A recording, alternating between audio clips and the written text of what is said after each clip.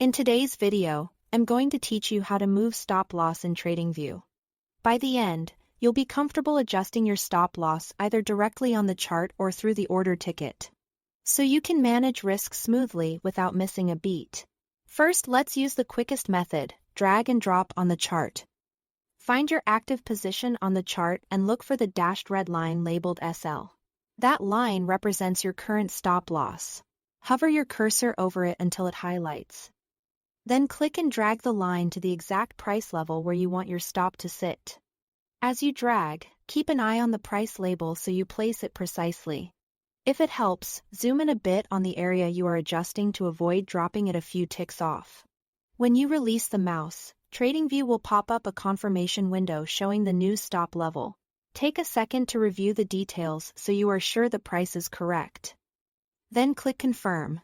Your stop loss will update immediately on the chart and your risk parameters will reflect the new level.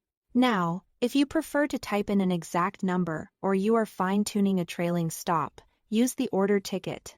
Click either the active positions entry line or the SL line on the chart to bring up the modify ticket. Inside that ticket, you can enter a precise stop loss price if you want a fixed level, or you can adjust the trailing stop value to have your stop move dynamically as price advances. A fixed stop gives you a clear, unchanging exit level, while a trailing stop can help lock in gains if the market moves in your favor. Once you've set the value you want, click Modify to apply the change. You'll see the SL line update on the chart to match your new settings. You can also open the same Modify ticket from the trading panel and make the exact adjustments there if you prefer working from the panel. The process is identical. Set your stop loss price or trailing value. Then confirm it. A couple of quick best practices as you work. Always double-check you are on the correct symbol and position before confirming changes.